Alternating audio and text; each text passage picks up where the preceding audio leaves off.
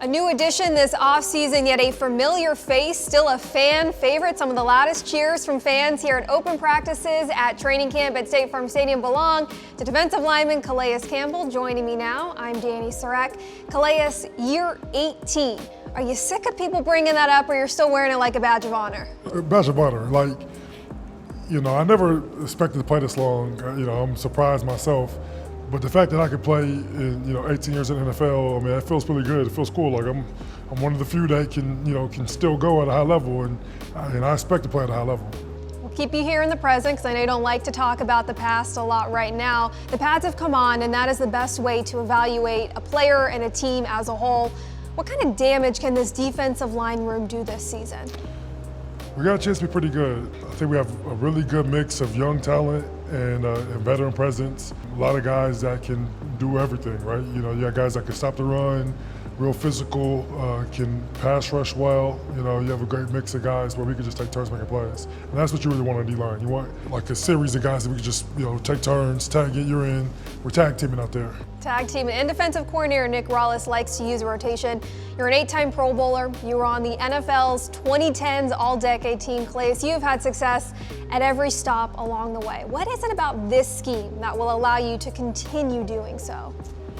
We do a lot of different things, and we have the capability to do a lot of different things. And I think when you have that kind of flexibility where we can kind of mix it up and really take advantage of what offenses are doing, by kind of keeping a balanced front, but then blitzing from different areas and doing different movement patterns, it just allows for me to use my mind a lot more and be able to see things before they happen, diagnose it, and be able to shoot some gaps and make some plays. So I'm excited about the opportunity. It's a great defense, and I really wish I could be out there like almost every play. Them days are long gone. My last time I was playing here, I was out 65 plays a game.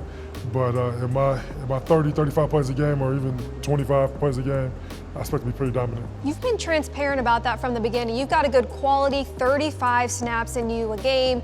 You are embracing the veteran days off, which you've said your body needs.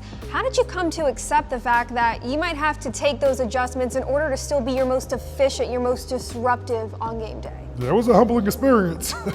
It happened just by trying to go out there and do more. And it's like, yeah, doing more. I'm not elite anymore, right? Trying to get 40, 50 plays, you see a drop off, and so it's just.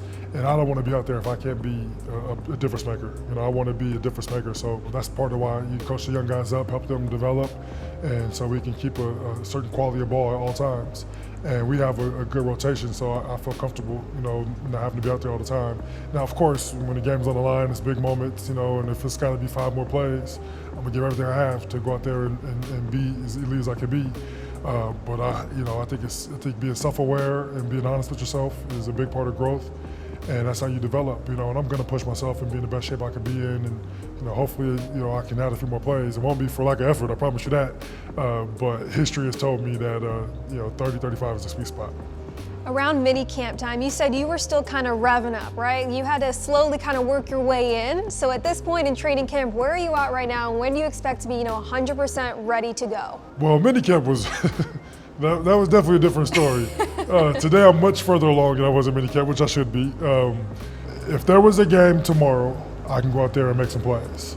I still got some room for improvement, and I'm looking forward to using the rest of camp to accomplish that improvement. You've been on some pretty good teams throughout your career, and you've said the best teams are the most connected teams. And though it's a little too soon, you've said there's still 90 players out there, everyone getting to know each other. What strides can be made throughout training camp for a team to really connect? A big part of training camp, you see it all in the movies and stuff, but it's building that camaraderie. In training camp, the main part of it is like guys are competing to become the best version of themselves. And I tell guys all the time, like today is the worst we're going to be all season. If we have the right mindset and we're on an improve every day, small gain type of mindset, this is the worst we'll be all year. And so we just keep getting better, keep working to connect and become a team. You said you would not have come back to Arizona, signed your 1-year deal if you didn't think this was a team that could make a deep run. Why are you so convicted in what this team is capable of? Yeah, a combination of a few things, right? I think that, seeing what the offense can do, any given time, they can put up 40 points. Seeing the talent we have, running game is strong. You know, offensive line is solid. You know, you got a quarterback that can make things happen. You have playmakers on the outside. You know, one of the best tight ends in football.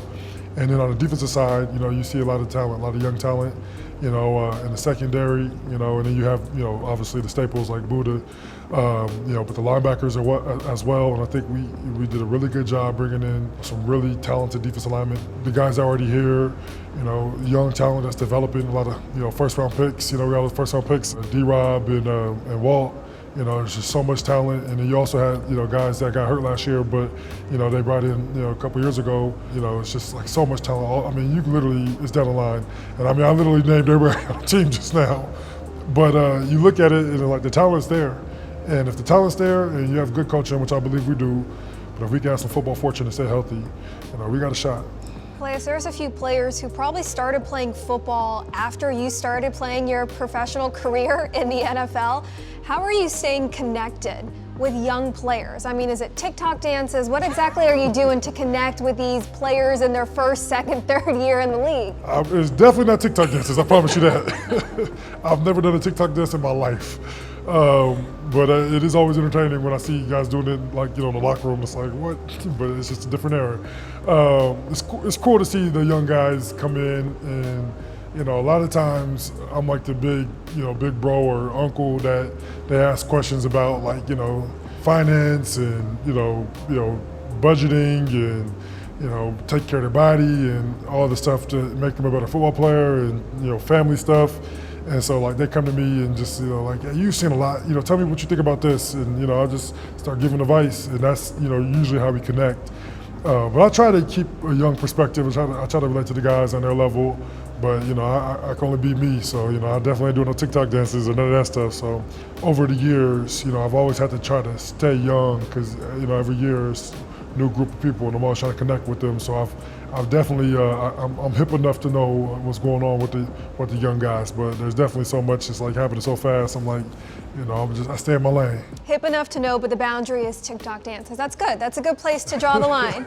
Calais, appreciate the time. Cardinals fans, you can find more coverage on Calais Campbell, the defensive line, and the rest of the Cardinals throughout training camp on azcardinals.com. For Calais Campbell, I'm Danny Sarek. Thanks so much for tuning in.